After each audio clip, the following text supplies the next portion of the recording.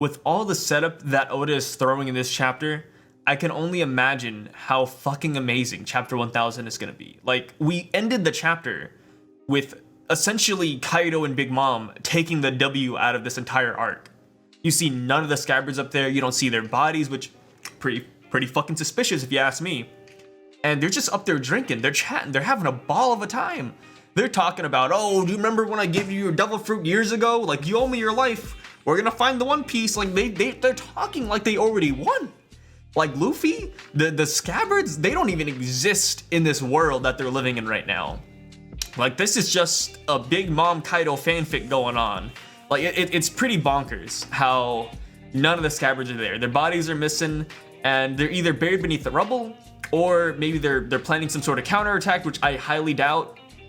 Or it's just set up for next chapter where Luffy comes screaming from the fucking rooftops, Big Mom, Kaido, and then, you know, he just goes fucking ballistic.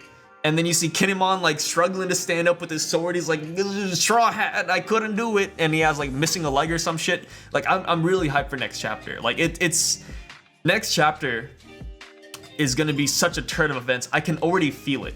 Because they didn't show none of the Straw Hats. Well, granted, they showed Nami, but they didn't show any other Straw Hats, like fighting or in any crazy like critical moment. You see Zoro coming up to the rooftop.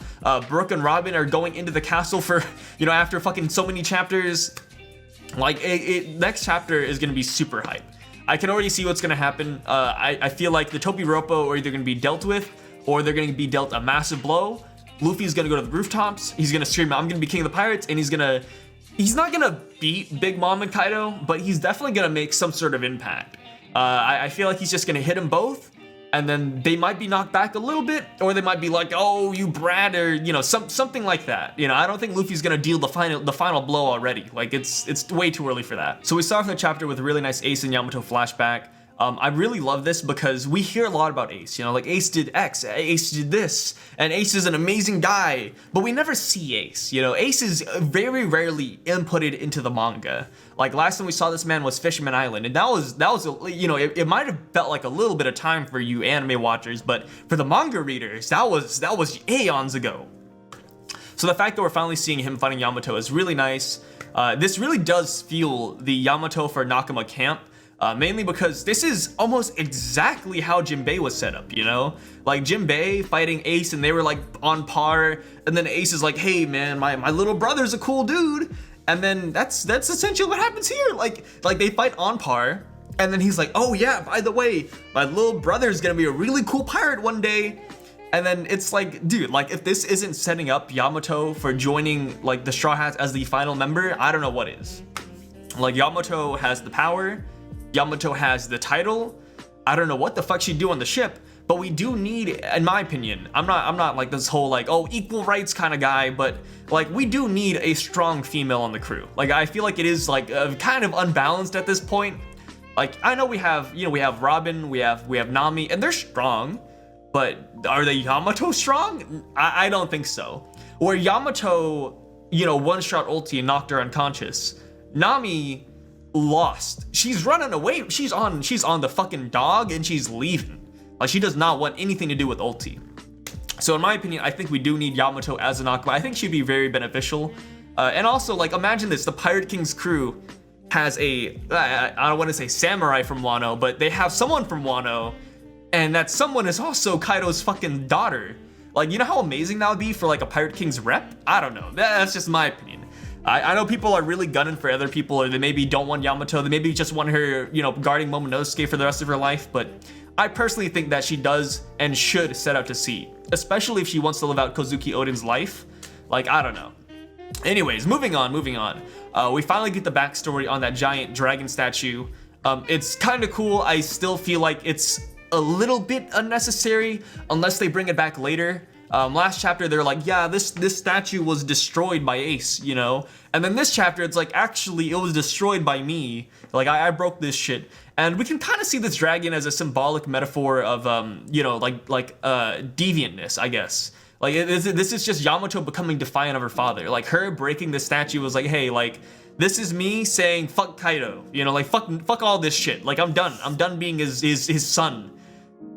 And Ace said he was gonna destroy it when he gets back, and that never happened because Ace is dead. So maybe Luffy will destroy this shit once and for all. Or maybe this will play a greater role. Momonosuke is there, so if I had to guess, I want to say that if Momonosuke can transform into a dragon as well, just like Kaido, maybe Momonosuke can like take form of this dragon instead. Maybe like, maybe I should see if I can get big and strong like that, which I'm pretty sure that's not how his devil fruit works, especially since it's not a true devil fruit. So I want to see how Oda brings this dragon statue back into the story and make it meaningful, because there's no way, like, even with the backstory on the statue and the symbolicness of it, I'm pretty sure we're not done with it.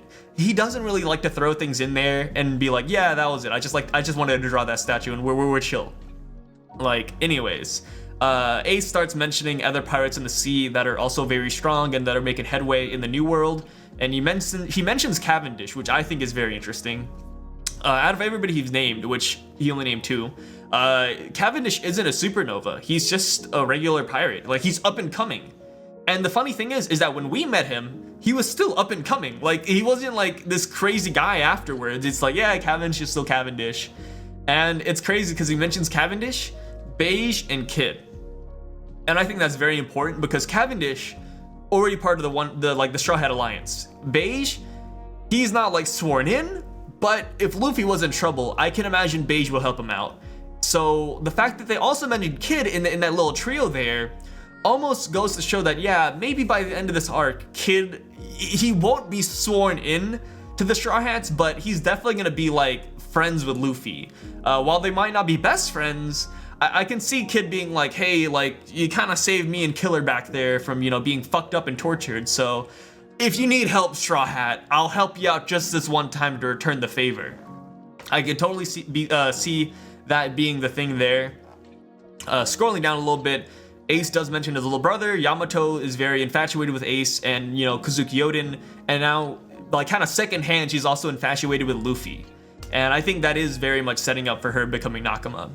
Anyways, scrolling down, I'm sorry, I have like the chapter right here so I don't miss out on anything. We scroll down a little bit, we get the whole like revelation. Nami tells Otama that also Luffy is Ace's brother, and they do mention that they have a plan. I believe their plan, like, what can Otama do in this entire arc? She's not a fighter, but she has a lot of utility. She can turn people into kind of like her slaves with her dango. And that's pretty much what's gonna happen. Like there's nothing else that can, like, they set that up from the minute they introduced her into this arc.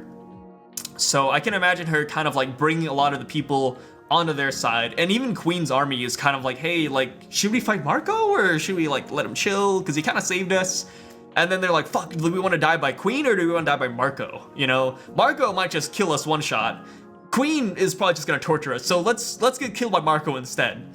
So with Otama coming in, and I feel like as the tide slowly turns towards the Straw Hats, I feel like a lot of the Beast pirates might actually switch sides, which I think would be pretty cool. Like, imagine like the Straw Hat fleet growing by like fucking 5,000 again. Like, all these random ass dudes are like, hey, like, we didn't like Kaido anyways. Like, Queen kind of, you know, fucked us up and almost killed us.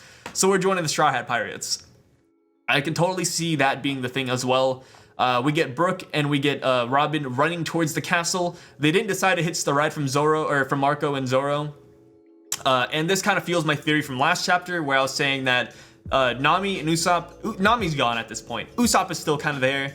But I was saying that Nami and Usopp cannot beat Page 1 and Ulti by themselves. And if they did receive help, it'd probably be from Brook and Robin, because those are the two Straw Hats that are kind of unaccounted for. And now that they're running towards the castle, I feel like this is gonna become more of a thing next chapter, which I'm pretty excited about. If I'm right, dude, I see the future, man. I'm gonna be the true awakened third eye. But yeah, so they're going up. We see Marco and Zoro going straight to the rooftop, and then that's where you see Queen transforming into his Brachiosaurus state, which I think was kind of pointless. It was a random flex for no reason. Like, if you look at the panel, even with Queen transforming, it still doesn't reach Marco. Like, he kind of just transforms so that they can hear his voice from so far down below. And then you see King coming from the rooftops, essentially saying that the Scabbers are defeated and that it's game over. Like, they just gotta kill Momonosuke and then this whole rebellion is done. Which it's kind of funny because Marco's like, hey, this is the new generation, like don't underestimate them. But at the same time, we go to the next page and then the scabbards, they're nowhere to be seen. Like Kaido and Big Mom are chilling. Like the scabbards are gone. So this new generation, Marco, you probably should have saved that for like another 2 panels, where we see everybody get in the L. But yeah, Marco probably knows a lot more than we do. And at this point, we see Big Mom and Kaido at the very top. We have Queen and King, who are also being unaccounted for. Like, nobody's fighting them right now. And it's like, fuck, like, I feel like we really do need another person here to take care of some heavy hitters, you know? Like, if Big Mom wasn't here, I could say, okay, you know, we're kind of fine. I can kind of see this working out. But with Big Mom completely being on Kaido's side, it's like, fuck, like, we need someone to take care of one of these big shots. And Marco was here, right?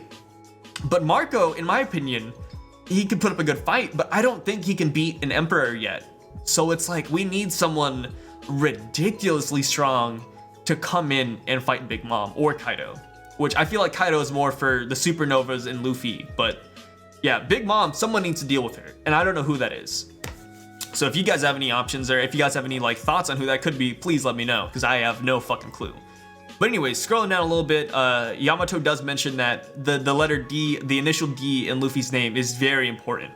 I'm assuming that Yamato also doesn't know what the D means, but she knows that people in history have the D and they're very important. So Yamato, the admiration level for Luffy is just kind of growing with her, you know, more and more every panel here. And then we get down to the very end, where Big Mom makes a couple of big statements here. Big Mom and the big statements, man. First off, she mentions that, hey, like, we need Nico Robin alive because she can read the poneglyphs, which I can almost see her getting kidnapped again, which I really hope doesn't happen. Nico, please just don't get kidnapped. I don't want to be another like rescue arc. Maybe Big Mom will actually take Robin, and then they'll go all the way to Elbaf, and then that's where they fight her. But I feel like that's gonna be kind of a little bit ridiculous. You know, Nico Robin isn't as weak as she was like 2 or 3 years ago. So I like to think you don't just put Nico Robin in a bag and just take her and she's good, you know? Like, this has happened before. She's used to espionage, so hopefully she doesn't get kidnapped. But she does, Big Mom does also mention the 3-Eye Awakening chick, which I only called her that because that's exactly what I just read right here. But yeah, Pudding. So they mentioned Pudding and how even with the third eye open, it's not their final form. There's some sort of awakening form to that. I almost want to imagine it like a fucking Sharingan, you know, like maybe there's like another thing that pops up on that bitch, and then they can read the poneglyphs and they know like where Raftail is or Laugh-Tail. And I'm pretty excited. I feel like Pudding will awaken that at some point. I can see, if I had to guess, I'd say if Nico Robin does get captured, I could almost see Pudding coming to the Straw Hats and being like, hey, Big Mom is gonna reach that final island because she has Nico Robin. And I know you guys don't know where that is, but I love Sanji, so hey, like, I'm gonna help you guys out and we're gonna get there. And Pudding's gonna awaken that third eye. Another crazy speculation that I'm throwing out there, but we get that revelation. And then the final one is just the fact that Kaido is not a dragon, a true dragon. So he doesn't have the dragon fruit like a lot of people are speculating. He actually has a fish type mythical Zoan fruit, which if I had to guess, I want to say it's Ryujin, which is a water dragon. Water dragons are known to control like thunder and fire and all that shit, which is essentially Kaido. And if you kind of look at him, no offense, a lot of dragons do look the same, so it's easy to mix up. But if I had to guess, I want to say that's the big revelation, is that he is a water dragon, which, if he's a water dragon, and if there is like a fish type Zoan fruit, can he go in water? Like is that a thing? Like first off, the fish type fruits are a brand new thing. Correct me if I'm wrong, I believe they're brand new. So can these Zoan users actually go in water and be chill? I can assume they can go in a bathtub and be fine, but can they go in actual like ocean water and like survive? That's the big question. I feel like since they're floating on this giant Onigashima like head, I feel like Luffy next chapter could knock Kaido off, and then they're like, oh, we won, like Kaido's done, and then Kaido flies up from the fucking ocean. I can see that happening. But yeah, anyways, the Kaido Big Mom alliance is once again reinstated. They both say we're gonna go and we're gonna find the One Piece, and then that's the end of the chapter. There's so much here that I didn't really touch on, but you know, from first glance, just with all the hype, that's everything that stood out to me. That was like really fucking crazy. I'm just a singular guy talking about what I love about the chapter. So yeah, let me know, what do you guys like about the chapter? What do you think will happen next chapter? What do you think about my fucking crazy ass speculations? Anyways, guys, my name is Sai, and I'm signing out, and I'm also fucking out of breath because I did this in one shot. But yeah, thanks for watching, and catch you next week.